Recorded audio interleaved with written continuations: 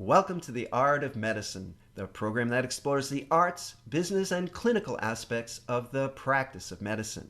I'm your host, Dr. Andrew Wilner, and my guest today is Dr. Kate Mangona. Welcome, Kate. Thank you so much for having me, Dr. Wilner. I'm so honored to be here. Kate, I'm excited. Well, before we get started, just give me 60 seconds because I want to thank my listeners, whether this is the first program you're listening to or the 50th, because today's program is the 50th episode of The Art of Medicine. And that's pretty exciting. I did some research on this, and not every podcast that starts out, this one started out 2 years ago, makes it to number 50. And we're halfway to number 100, and definitely going to get there. I've already got guests lined up well, we're recording today. This is the end of October. This program will probably air in a month or two, and I've got guests through already the beginning of next year.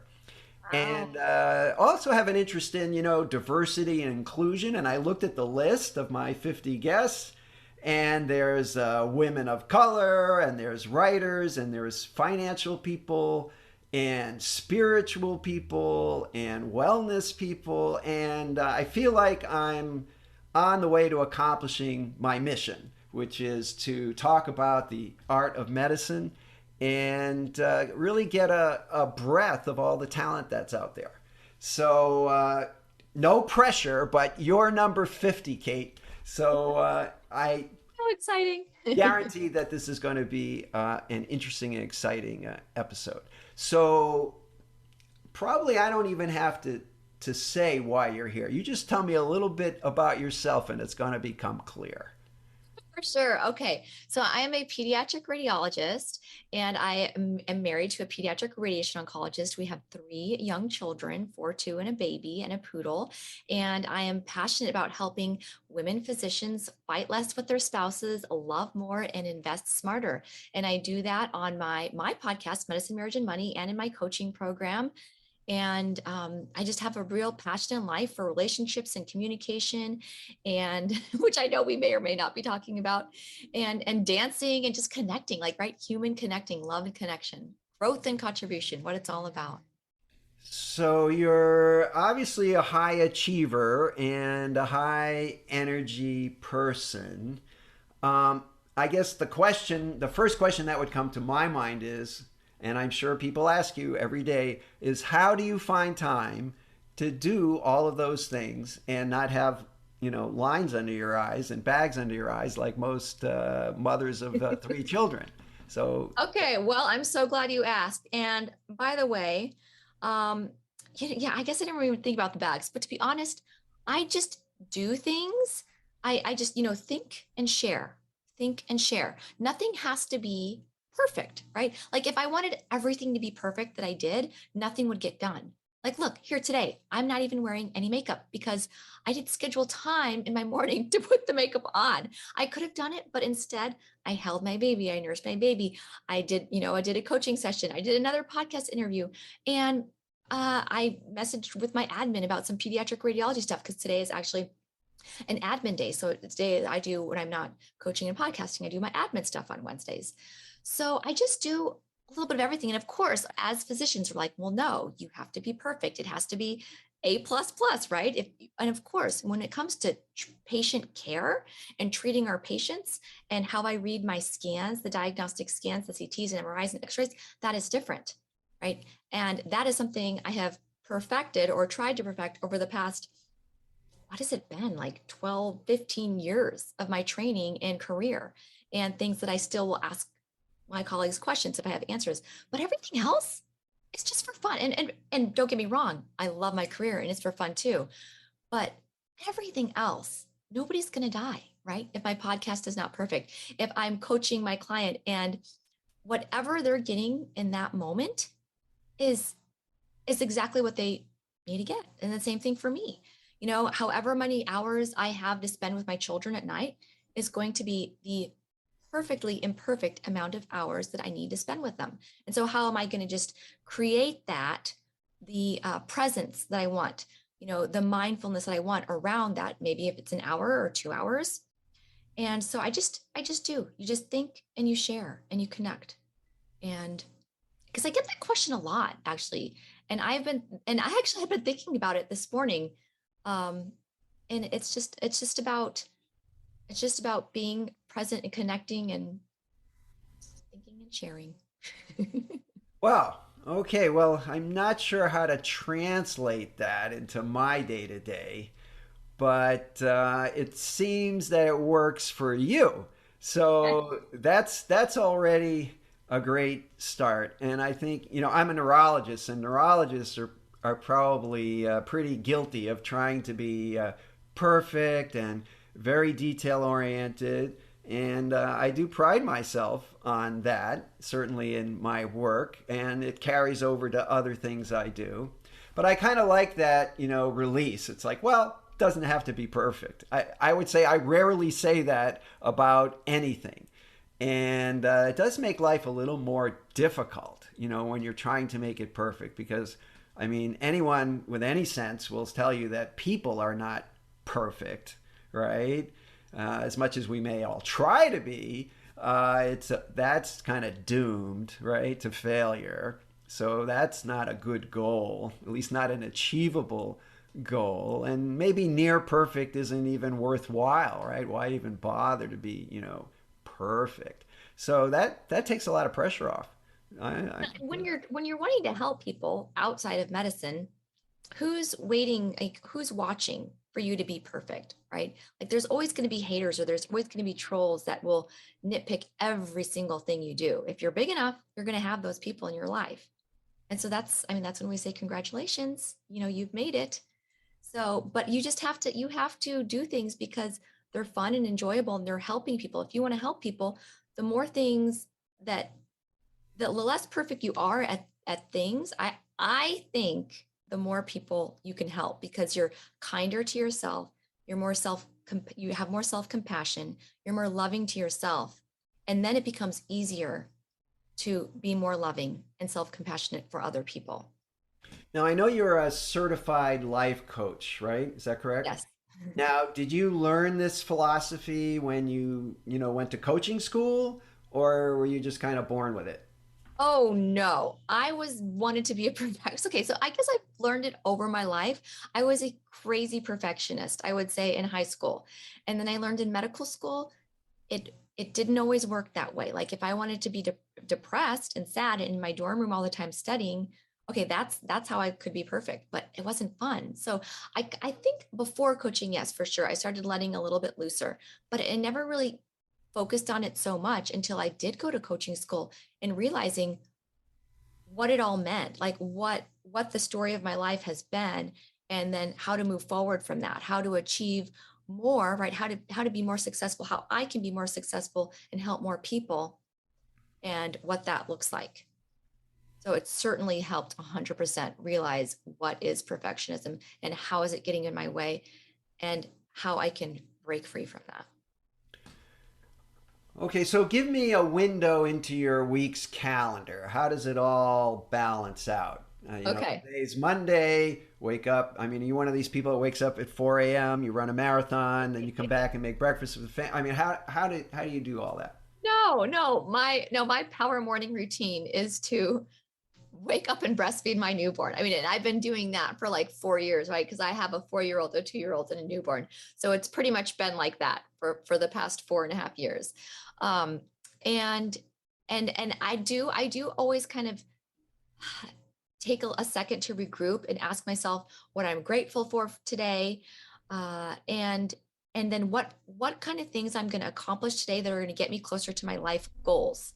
And that's different than to-do list, right? Like I have all these things to do. Those are already written down and penciled in on my calendar for the next month or 2 months. So I don't worry about that because if I forget what's it needs to be done, I can look at that. But if I'm not doing things that are helping me to accomplish my life goals, then why am I really doing them? So I ask myself that every morning as I'm present with the kids while they're getting ready, getting scooted out the door by their nanny. But I do go to clinical, to the hospital 3 days a week. Tuesdays, Thursdays, Wednesdays, I'm in the hospital. And Mondays, Wednesdays, I'm either doing admin stuff from home or coaching and podcasting. And I have found, or socializing with my friends now that all my friends are vaccinated and I can get back out there in outdoor settings.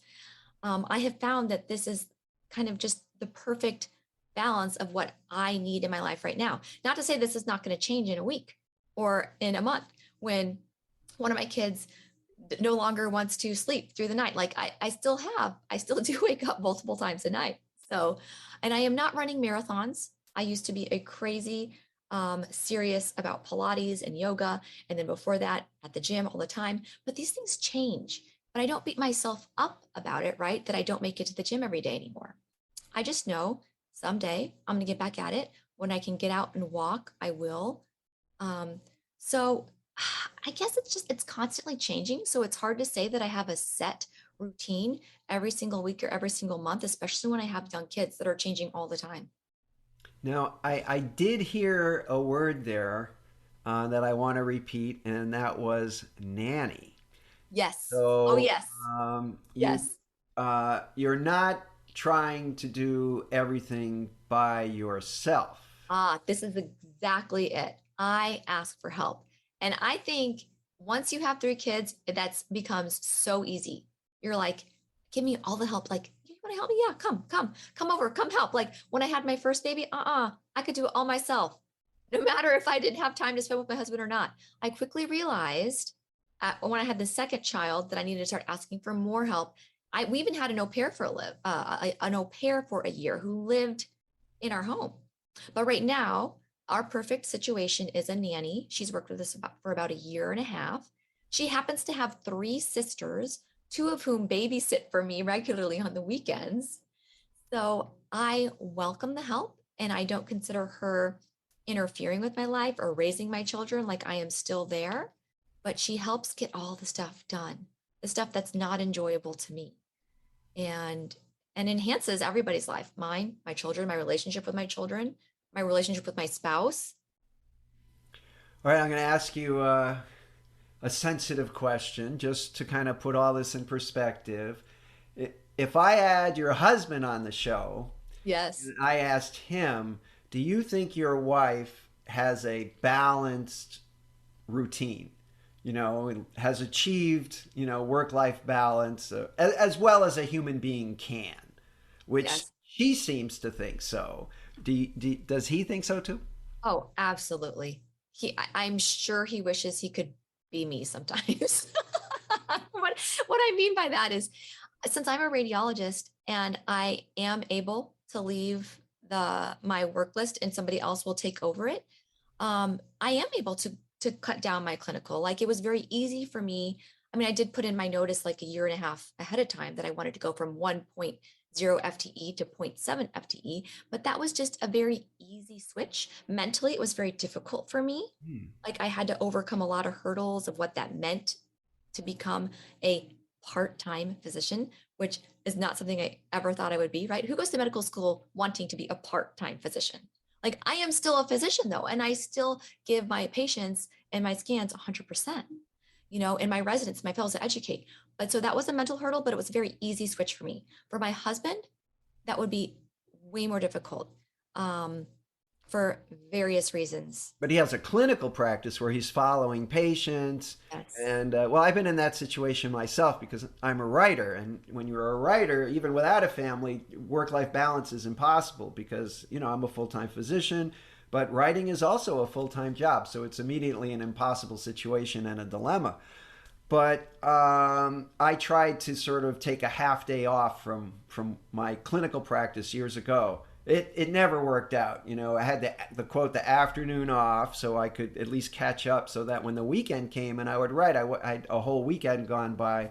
But I'd always end up stuck in the office, something always last minute things. So I'd leave at 2, for my afternoon off. Of course, I'd only get paid until like, noon.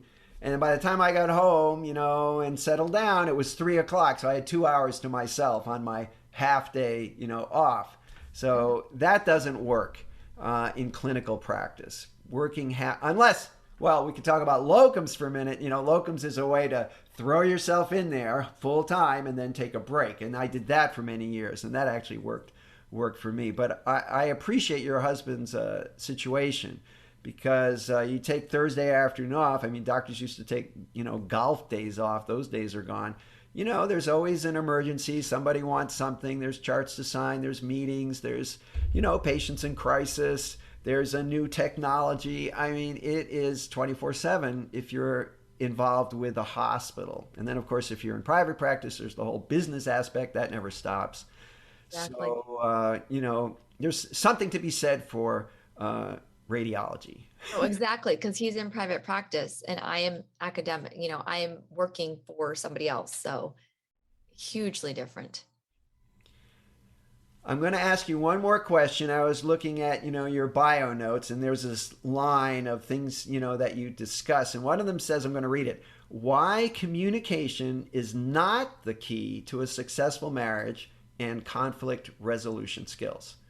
So enlighten me, because I always hear, oh yeah, communicate, blah, blah, blah. But you're saying that's not the answer. So Yeah. sure. And while communication skills are important, why they are not the key to a successful relationship is because we often think that we'll just have to talk. We just have to talk, right? To be heard or to seen. And as long as we're voicing our opinions and our wants and our expectations, then all of a sudden the relationship will be successful. And I beg to differ, because the key to a successful relationship lies within yourself, right? If you want to have a successful marriage, then you need to work on yourself first, right? Showing up as the wife or the mother or the friend. I mean, the wife here is what I'm talking about, that I want to be. So really, and my relationship with my husband, it's only made up of the thoughts in my head about our relationship. Hmm. That's it. Because he could say something or do something, and if I react to it, well, I'm obviously having a thought that's causing me to react to it. If I avoid his whatever he's saying to me, it's because for some reason I might be scared or, not wanting to voice my opinion back. So if I am saying positive things about our relationship to myself, loving things, appreciative things, then that's the relationship I am going to create. And just by thinking that way and feeling loving, then the communication will be loving, right? But so it's less focus on, hey, change your tone, change your words, and more focus on, let's look inside yourself and figure out, you know, are you showing up as the person you'd want to live with, and a friend you would want to have, a spouse you would want to have, and if not, why, right? And so and if you can't be happy and love yourself, then you really are not ready to love somebody else. And that is why I do not believe communication is the key. I'm going to add just a little bit to that, although I'm not a certified life coach. But you make me think that, suppose your husband, he comes home at 8 o'clock at night, right? He's supposed to be home at 6. I don't know. So one approach would be, gee, you're home at 8. I got 3 kids here. I got my own work to do. You're being selfish. You're staying at work. You're not chipping in. You're not doing what you're supposed to do. I'm leaving. So that would be kind of one approach. The other approach would be, well, gee, honey, you're home at 8 o'clock at night. I'm sure you wanted to come home earlier. Something must have happened at work that really stressed you out or took your time. And if you want to tell me about it, you can while we're doing the laundry because you're home late and you didn't get done. So you could really take 2 completely opposite approaches to the same event. What do they call that in coaching? That must have a name. Is that some sort of Well, strategy? so it's really just deciding what you're going to make the situation mean. Like you're remembering to keep yourself in his shoes a little bit, or your spouse's shoes, right? You're looking at things through a different lens. Like it's not all about me. When you start to realize it's not all about me, he wasn't leaving me at home with the 3 kids. He wasn't being, there was more to the story. And I think we often forget that everybody has a story. Everybody is human and everybody's going to feel upset. Like we come to a situation just with our emotions, and we forget to think that allow other people to have those same emotions. We want other people to be happy all the time, right? But are we happy all the time? No. And then we also think we have to fix things, and oftentimes we don't. We just have to be there and be supportive. Cool. All right. So, if somebody wants to get a hold of you, either to read a pediatric X-ray or Uh-huh. more likely to have get some life coaching advice, where can they find you? Yes, so my podcast is called Medicine, Marriage, and Money. It's also my website, medicinemarriageandmoney.com. Medicine, because I became a doctor first, then I got married, then I started making money. So it's Medicine, Marriage, and Money. And that's where you can reach me. I also have a free guide, a medical marriage survival guide for physicians in love. So you can actually take actionable steps today if you're working on things like how to get along with the in-laws, parenting, money, intimacy. So household chores, like exactly what you're saying with the laundry. So, and I'm totally open, answer all my own emails. And if you find me on social media, Medicine, Marriage, and Money on Instagram and Facebook, I am here and would welcome any feedback. I love providing relationship advice for as many people as I can. Dr. Mangona, it has been a pleasure, and you lived up to my expectations for our 50th episode, and I want to thank you for being on The Art of Medicine. Well, thank you so much and congratulations. Thank you.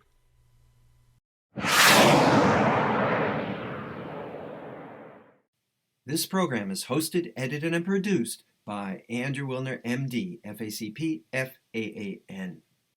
Guests receive no financial compensation for their appearance on The Art of Medicine.